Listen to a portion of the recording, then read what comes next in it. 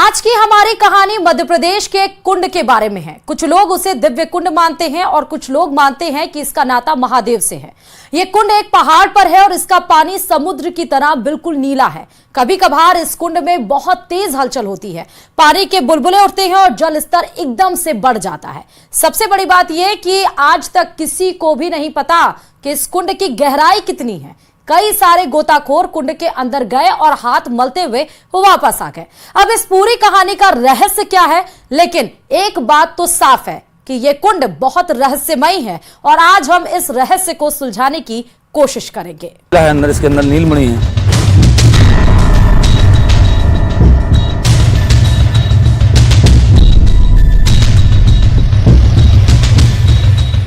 अमावस्या पूर्णिमा की रात्रि के 12 बजे दो महापुरुष यहाँ आते हैं और कुंड के अंदर सफ़ेद वस्त्र पहन करके स्नान करते हैं और सीधा मतलब चले जाते हैं। इसके बाद थोड़ी देर बाद अलोप हो जाते हैं, मतलब दिखाई नहीं देते।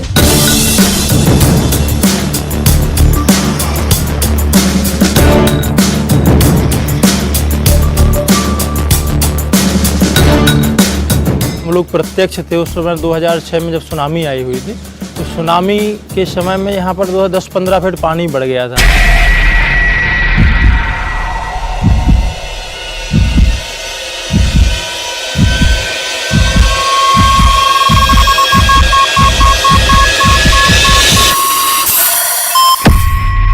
कुंड की गहराई का तो कोई पता नहीं लगा पाया है। तो ये दो लोग 5-6 घंटे पानी के अंदर रहे तो उन लोगों ने बताया कि इसके नीचे 250 फीट नीचे नदी बहती है। एक नहीं, दो नहीं, उस कुंड की गहराई में कई रहस्य दफन हैं। सदियां बीत चुकी हैं, कई लोगों ने कोशिश की, सभी नाकाम रहे। अब हमारी टीम की बारी थी। कुंड का सफर हमने भी वहीं से शुरू किया जहां से सभी करते हैं। तो भीमकुंड हम पहुंच गए हैं, लेकिन भीमकुंड में उस रहस्यमयी कुंड के नीले पानी को देखने से पहले आपको वहां ऊपर करीबन 300 सीढ़ियां चलकर जाना होगा। भीमा माता का मंदिर है और मान्यता यह है कि पहले आपको वहां जाना होता है और उसके बाद आप कुंड में जाते हैं। तो लंबा सफर है, सीढ़ियां थोड़ी ज्यादा हैं, लेकिन चलते हैं, आइए। मंजिल मंदिर नहीं, वो कुंड है। उसका पानी नीला क्यों है? गहराई तक कोई क्यों नहीं पहुंच पाता? उसका क्या समुद्र से भी कोई नाता है? कई सवाल थे और मंदिर आने का मकसद भी कुछ सुराग हासिल करना था। पहला सवाल यही था कि कुंड का पानी नीला क्यों है? कोई कहता है कि इसमें नीलमणि है, कोई कहता है। जैसे यहाँ हमारा दिव्यानंद जी यहाँ के गुरु हैं, हरिद्वार के महाराज जी, वो वहाँ देखने के लिए गए थे, दर्शन करने के लिए। तो उन्होंने कहा कि इसमें नीलमणि के कारण इसका नीला है। ये समुद्र का क्या चक्कर है? लोग उस कुंड को सुनामी से क्यों जोड़ते हैं? कहते हैं 2004 की सुनामी की हलचल उस कुंड में भी देखी गई थी। तो सुनामी के समय में यहाँ पर 10-15 फीट पानी बढ़ गया था। पानी में नीचे ऊपर जो है जोर जोर से जो है लहरें आ रही थी, उबाल टाइप का जो है नीचे ऊपर पानी हो रहा था। जब वहाँ पर बच्चे भी, कुछ विद्यार्थी लोग नहा रहे थे, तब वो आकर के उन्होंने गुरुजी को बताया। तब सब हम लोग गए वहाँ नीचे, जाकर के देखा तो बस वही स्थिति थी। पानी बराबर नीचे ऊपर हो रहा था। नीचे जो जैसे पत्थरों में जो सधे होते हैं, सिक्का वगैरह, नारियल वगैरह है, वो सब ऊपर आ गए थे। बाकी बातें भले ही हवा में हो, दावे के साथ एक ही कहानी कही जाती है। ये पूरा इलाका महाभारत के समय का है। पांडवों ने अज्ञातवास के कुछ महीने यहीं गुजारे थे। तो फाइनली उस जगह पर पहुंच गए हैं जिसको पांडव फॉल कहा जाता है। अब ये झरना हमारी मंजिल नहीं है, मैंने आपको बताया जाना हमको भीमकुंड है, लेकिन इस इलाके का क्या ताल्लुक है पांडवों के साथ, वो जानना बहुत ज़रूरी था। इसीलिए मैं यहाँ पांडव फॉल में आया हूँ। लेकिन पांडव फॉल में भी यहाँ पर रहना, यहाँ पर बैठना हमारा मकसद नहीं है। हमको जाना है उस जगह पर जहाँ पर एक्चुअली पांडवों के निशान मौजूद हैं, वो जगह जहाँ पांडवों ने एक लंबा वक्त रहकर गुजारा है, खाना बनाया है, सोए हैं, वो सारी चीजें भी इस जगह पर मौजूद हैं। कहते हैं इस जगह पर कभी गुफाएं थी, वक्त के साथ वो बंद हो गई। प्रतीक स्वरूप यहां कुछ निर्माण किए गए। मान्यता है कि पांडव यहीं रहा करते थे और वो चमत्कारी कुंड भीम ने बनाया था। यहाँ पर कहा जाता है कि पहले पानी नहीं था, तो पानी की आवश्यकता तो होती ही है, क्योंकि जो पांडव थे वो अर्धदेव थे, अर्धमानव थे। तो उस टाइम पर उन्होंने, कहते हैं, इंद्रदेव से आवाहन किया था। अर्जुन जो थे उनके मानस पुत्र थे, इंद्रदेव के।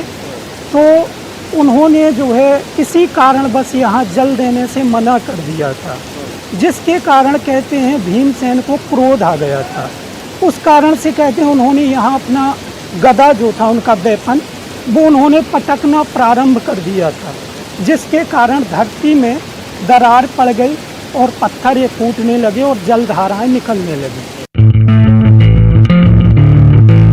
इसी पहाड़ के ऊपर वो कुंड है।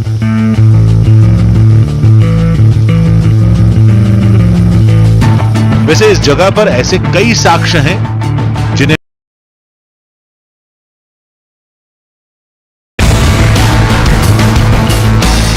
छोटे छोटे 5 मंदिर थे, लेकिन हमारी दिलचस्पी इस जगह में नहीं, उस कुंड में थी जिसका रहस्य हमें यहां तक खींच लाया।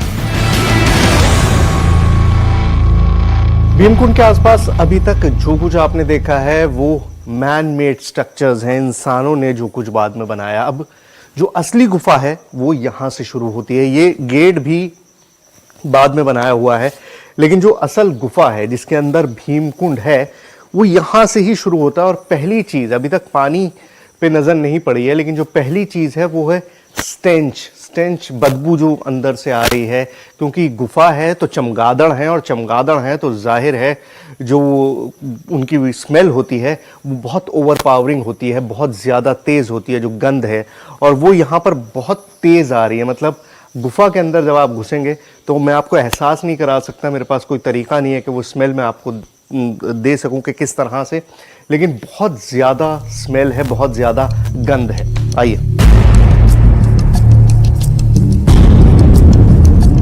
अंदर जाते ही हमारी टीम चौंक पड़ी। इसकी 2 वजह थी।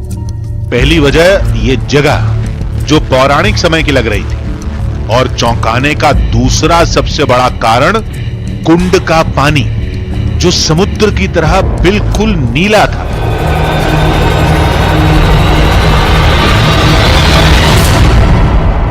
भीमकुंड में पहुंचते ही जो सबसे पहली चीज आपको स्ट्राइक करती है वो है इसका नीला रंग। अब मैंने बहुत ट्रैवल किया है, बहुत जगह जगह गया हूं, बहुत अलग अलग तरह की चीजें देखी हैं, लेकिन किसी तालाब में, किसी कुंड में, किसी ठहरे हुए पानी में इतना गहरा नीला रंग मैंने पहले कभी नहीं देखा। और साइंस आप और हम जानते हैं कि पानी का अपना कोई रंग नहीं होता, आसमान के कलर को रिफ्लेक्ट करता है, इसलिए ब्लू दिखाई देता है। लेकिन यहाँ पर जो आसमान खुला हुआ है, चारों तरफ गुफा है, बहुत छोटा सा टुकड़ा है जो आसमान नजर आ रहा है, और लेकिन उसके बावजूद इस कुंड का रंग जो है वो ऐसा है कि अगर आप कपड़े धोने से वाकिफ हों तो आपको अंदाजा होगा कि जब आप बाल्टी में नील घोलते हैं तो वो बिल्कुल नीला हो जाता है, और इस कुंड का रंग बिल्कुल वैसा ही है। अगर गौर से देखें तो गहरा नीला, मतलब ब्लू कलर, वो भी बहुत शार्प ब्लू कलर इसके अंदर दिखाई दे रहा है। कुंड की बनावट पर गौर किया आपने? किनारे पर तो सीढ़ियां थी जो बाद में बनाई गई, लेकिन बीच में यहां काफी गहराई थी, बिल्कुल पतली, मानो एक तंग रास्ता कहीं नीचे जा रहा है। गुफा के ऊपरी हिस्से पर छत नहीं थी, वहां से छनकर आ रही रोशनी में कुंड का नीला पानी साफ दिख रहा था। यहां की तस्वीर हूबहू वैसी ही है जैसा महाभारत की कथाओं में सुनाया जाता है। इस कुंड की कहानी जुड़ती है महाभारत के सबसे शक्तिशाली शख्स भीम से। कहते हैं अज्ञातवास के दौरान पांडवों को पानी की जरूरत थी। फिर भीम ने एक पहाड़ के ऊपरी हिस्से को फोड़कर अंदर से पानी निकाला था। देखिए, भीमकुंड पहुंचते ही जो मैंने पहली बात आपसे कही थी वो ये कि इस कुंड का जो रंग है, जो कलर है, वो बहुत स्ट्राइकिंग है। और क्यों? क्योंकि वो बिल्कुल नीले रंग का है। ये नीला रंग जो है ये अपने आप में बहुत ही खास है। लेकिन अब जब क्लोजली मैंने इसको देखा है, करीब से मैंने देखा है, तो मुझे एहसास हुआ है कि ये पानी जो है ये बिल्कुल उसी रंगत का है जिस रंगत का कोई भी आम पानी होता है। मतलब पानी का कोई रंग नहीं होता, पानी कलरलेस होता है। तो ये पानी बिल्कुल कलरलेस है। इस कुंड में नीचे कोई ऐसी चीज है, जो नीलमणि की कहानी भी हमने सुनी है, कोई नीचे ऐसी चीज है जो इसको ये नीली रंगत देती है। ये ब्लू कलर जो आपको दिखाई दे रहा है, और ये फर्क आपको यहां दिखाई देगा। ये देखिए, ये ब्लू कलर है और यहां, क्योंकि यहां पर नीचे प्लेटफॉर्म बना हुआ है तो यहां पर कलर आपको व्हाइट दिखाई दे रहा है। मेरे पैरों के आसपास, मेरे हाथ के आसपास यहाँ पे कलर आपको सफेद दिखाई देगा। लेकिन यहाँ पर, इस जगह पर, क्योंकि यहाँ पर नीचे कुंड की गहराई है, वहां हम नहीं जा सकते, वहां पे बिल्कुल नीचे जमीन में जा रहा है, तो वहां पर कलर ब्लू दिखाई दे रहा है और यहाँ पर कलर व्हाइट दिखाई दे रहा है। जाहिर है पानी जो है वो कलरलेस है, बिल्कुल उसी तरह जैसे पानी होता है, लेकिन कुंड में कोई ऐसी चीज है जो उसको नीली रंगत दे रही है। पानी नीला क्यों है, गहराई कितनी है, ये जानने के लिए वाटरप्रूफ कैमरे के साथ कुछ और सामान की जरूरत थी। टीम का एक सदस्य उसे लाने चला गया। फिर हम एक नई पड़ताल में जुट गए। भीमकुंड के बारे में सबको, कुंड के बारे में तो पता है कि भाई कुंड है, हर आदमी जानता है, पानी है, ये है, लेकिन गुफाएं भी बहुत सारी हैं और चारों तरफ हैं और इतनी गहरी है कि किसी ने एक्सप्लोर करने की कोशिश नहीं की है। जाहिर है हम भी नहीं कर सकते हैं। एक गुफा है ऊपर जहां पर पंडित जी थोड़ा सा गए हैं अंदर तक, तो उसी में जाके देखने की कोशिश करते हैं कि क्या फॉर्मेशन है, किस तरह की। आइए पंडित जी।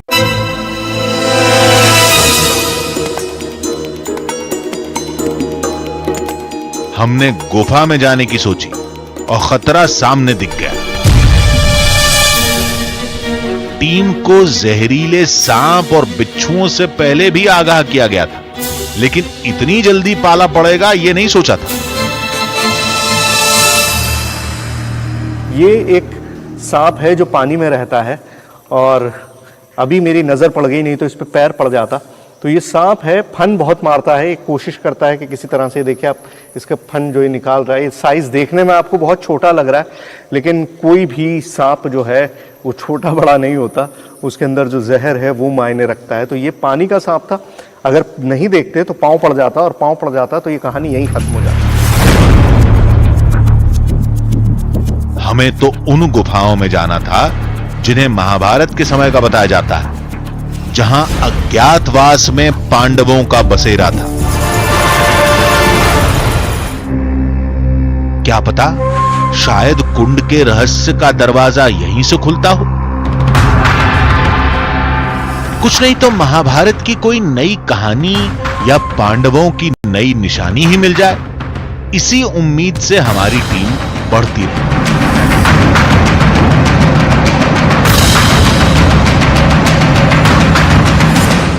एक चीज मैंने नोट की है वो ये है कि इन सारी गुफाओं के अंदर नमी है, मतलब बहुत ज्यादा पानी। एक सेकंड के लिए भी मैं बात नहीं कर पा रहा हूँ इन चमगादड़ों की वजह से। चारों तरफ चमगादड़ हैं, लेकिन सब तरफ नमी है, हर तरफ जो है नमी बहुत ज़्यादा है और पानी गिर रहा है। और शायद इसी वजह से ये गुफाएं जो हैं इनमें ये मलबा गिर जा रहा है बार बार, क्योंकि पानी की वजह से पत्थर कमज़ोर पड़ रहा है और उसकी वजह से मलबा ढह जा रहा है। इसीलिए इन गुफाओं में ज़्यादा आगे जाना जो है वो बहुत ख़तरनाक है, क्योंकि कभी भी कुछ भी बदल सकता है। लेकिन पानी आप देखिए, मैं आपको दिखाऊं किस कदर नमी है कि आप किसी भी पत्थर को हाथ लगाइए तो ऐसा लग रहा है जैसे पानी यहाँ पर रहा है, पानी बहुत चुआ है यहाँ से। लेकिन एक आशंका की वजह से हमारे कदम अपने आप थम गए। अंधेरे में चमगादड़ों की फौज शायद हमारी ही राह देख रही थी। सैकड़ों चमगादड़ हैं यहाँ पर इस कदर, और ये बहुत गहरी गुफा थी। ये पूरा गोल फॉर्मेशन दिखाई दे रही है गुफा की। इसके अंदर बहुत सारा मलबा गिर गया है, जिसकी वजह से अब आगे जाने का रास्ता बंद हो गया है। और गुफाओं में इस तरह के चेंजेस होते रहते हैं, इसीलिए खतरनाक होता है गुफाओं में जाना किसी भी तरह से, लेकिन यहाँ पर लोग आते थे, रहते थे, बहुत सारे लोग यहाँ पर तपस्या करते थे, तो वो सारी चीज़ है यहाँ पर। लेकिन अभी आगे नहीं जा सकते। पहली चीज़ तो ये कि रास्ता ही बंद है, और दूसरा कि चमगादड़ इस कदर है, इतने सारे हैं कि आपके लिए बिल्कुल मुश्किल है अब आगे कदम बढ़ना। मैं चाहता था कि मैं और आगे तक जाके देख सकूं, क्योंकि पानी का सोर्स तो पता नहीं चल पाया, लेकिन इस पूरे गुफाओं की जो फॉर्मेशन है उसको देखना बहुत जरूरी था। आगे रास्ता बंद था। हमारी टीम को कदम वापस लेने पड़े कुंड की तरफ। लेकिन कहते हैं नीले पानी की वजह इस कुंड का समुद्र से कनेक्शन है। 2004 की सुनामी में यहां हलचल भी हुई थी। यह भीम कुंड मध्य प्रदेश में है, और मध्य प्रदेश से समुद्र सैकड़ों मील दूर है। ऐसे में कुंड का समुद्र से जुड़ाव का तो सवाल ही पैदा नहीं होता। एक तरकीब थी, कुंड के आसपास के पानी को देख लेते हैं। हो सकता है इलाके के पत्थर ही ऐसे हों जिनकी वजह से पानी नीला दिखता हो। मैं ये देखना चाहता था कि आसपास जो पानी है वो किस तरह का, इसीलिए मैं इस झरने पर आया हूँ। 5-7 किलोमीटर दूर है ये झरना भीमकुंड से, लेकिन यहाँ जो पानी निकल रहा है वो बिल्कुल डिफरेंट है भीमकुंड के पानी से। भीमकुंड का पानी ब्लू है, यहाँ पर जिस तरह से नॉर्मल मटमैला पानी होता है बिल्कुल उसी तरह का है। जाहिर है जो कनेक्शंस हैं, जो पानी जो जहाँ से पानी निकल रहा है वो बिल्कुल अलग अलग है। वहाँ पानी बिल्कुल डिफरेंट तरीके का है और यहाँ पर पानी बिल्कुल अलग ढंग का है। यानी जो भी चमत्कार है वो उस कुंड में ही है। हमने अब हर तरह से परख लिया। गुफा पूरी तरह बंद निकली, कुंड से उसका कोई जुड़ाव नहीं। वहीं समुद्र से भी कुंड का कोई नाता नहीं, और पानी का नीलापन केवल कुंड के बीच में है। हो न हो कुंड की गहराई में ही कोई राज दफन है, और हमारी टीम इसका पता लगाकर ही रहेगी। हमने जो साजो सामान मंगाया था वो भी आने ही वाला था। यानी आज सबसे बड़े राज से पर्दा उठने वाला।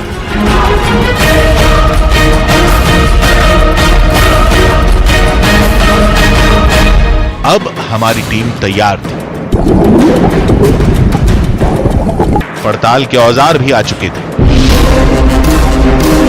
गहराई पता करने के लिए 100 मीटर लंबी रस्सी और अंदर का नजारा रिकॉर्ड करने के लिए एक वाटरप्रूफ कैमरा। तब तक धूप तेज हो चुकी थी। कुंड के अंदर बहुत दूर तक साफ नजर आने लगा।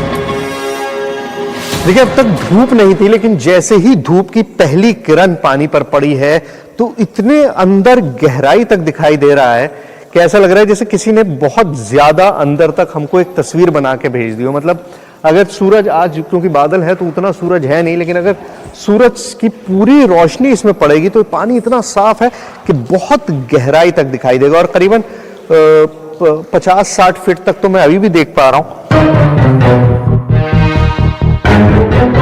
लेकिन मामला केवल 50-60 फीट का नहीं है। कुंड इससे भी ज्यादा गहरा है, जिसका पता लगाने के लिए हमारी टीम ने पूरी तैयारी कर ली। कि 100 मीटर लंबी रस्सी में लाया हूं और इसके साथ ये पत्थर बांध के मैं अंदर फेंक रहा हूं, और हम टाइम भी कैलकुलेट करेंगे। स्टॉप वॉच से ये देखेंगे कि पत्थर कितनी देर तक अंदर जाता है, कितनी गहराई में हमको महसूस होता है कि रुका है, या हमको ऐसा महसूस भी होता है या नहीं होता। तो वो कैलकुलेट करेंगे। स्टॉप वॉच भी चला रहा हूं ताकि हमको बाद में इसका कैलकुलेशन निकाल सकें कि ये कितना है। ठीक है, चलिए शुरू करते हैं।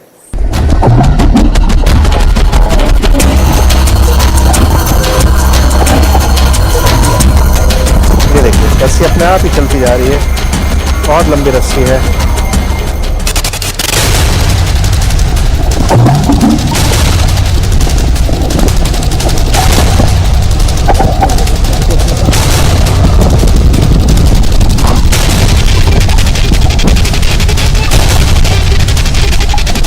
लेकिन पत्थर कहीं अटक गया।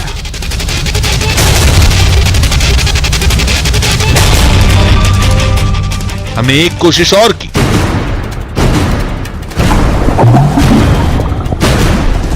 लेकिन फिर नाकाम रहे। हमने कई बार कोशिश की लेकिन पत्थर कहीं ना कहीं फंस जाता।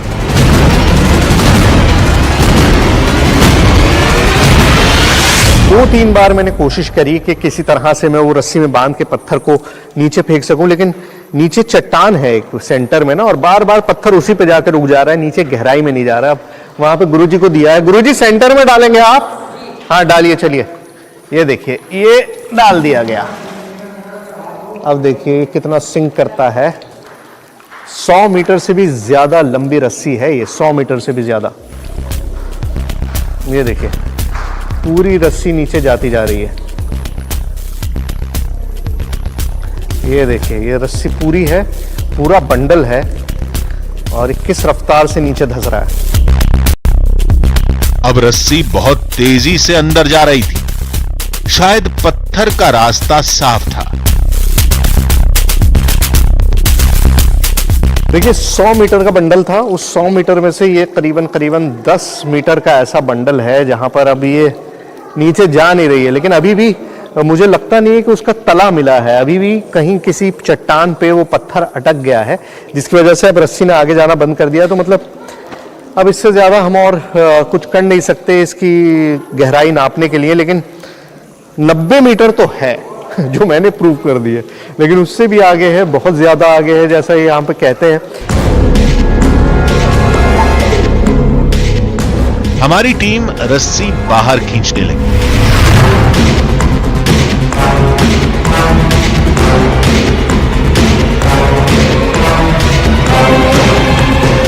तभी बीच में वो कहीं अटक गई।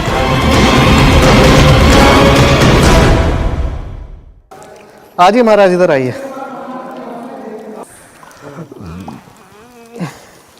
अरे निकल आई रस्सी। ये अटक क्यों जाती है? ये जब भी सर कई बार रस्सियाँ डाल चुके हैं, हाँ। लेकिन अंदर जैसे निकालते निकालते कुछ रह जाती है, तो ऐसा लगने लगता है जैसे किसी ने रस्सी को पकड़ लिया हो और निकालते फिर बाहर नहीं निकलती, वो फिर छोड़ ही दी थी। अच्छा, मतलब गहराई नापने के लिए जब रस्सी डालो तो अटक ही जाती है? अटक जाती है और बाहर निकलने में मुश्किल हो जाता है, तो रस्सी छोड़ देते हैं तो चली जाती है। मेरे पास ये गोप्रो कैमरा है जिसको मैंने एक नेट में, फिश नेट में बांध दिया है, और इस कैमरे को मैं नीचे डालता हूं। अब जहां तक रोशनी है वहां तक तो ये रिकॉर्ड कर ही सकता है। तो देखते हैं कि हमको कुंड में कुछ ऐसा दिखाई देता है जो अलग है या नहीं है। Let's see. इसके साथ ये रस्सी भी बांध दी है बहुत लंबी सी, जहां तक मुमकिन होगा ये चला जाएगा। चलिए तो मैं शुरू करता हूं, इसको पानी में फेंक रहा हूं।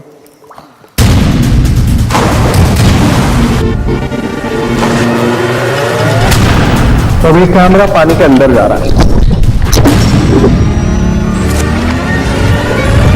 कैमरा बिल्कुल सही जगह गिरा था, लेकिन उसी सुराख के पास आकर कैमरा फंस गया।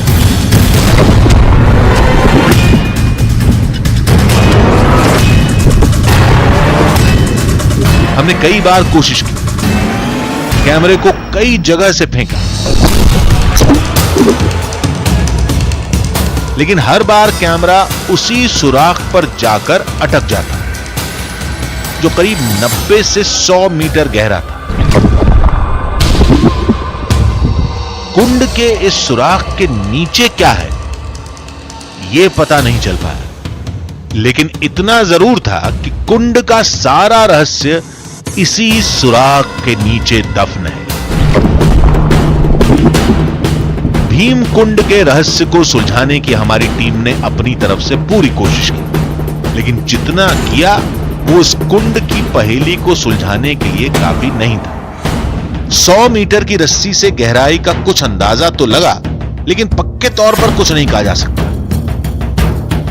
रही बात पानी के नीला होने और सुनामी के समय होने वाली हलचल की, तो इसके लिए कई बड़े उपकरणों के साथ वैज्ञानिकों की भी जरूरत पड़ेगी। हालांकि कुछ साल पहले कोशिश हुई थी, लेकिन वो भी नाकाम रहे थे, और शायद इन्हीं सब वजहों से लोग इस पौराणिक कुंड को चमत्कार का नाम देते हैं। तो पाताल कुंड का आपने रहस्य जाना, लेकिन देखिए कि कैसे कुदरत के रहस्यों का आज भी इंसान के पास कोई जवाब नहीं है। ये कुंड भी प्रकृति की नायाब बनावट का एक बहुत ही खूबसूरत नमूना है।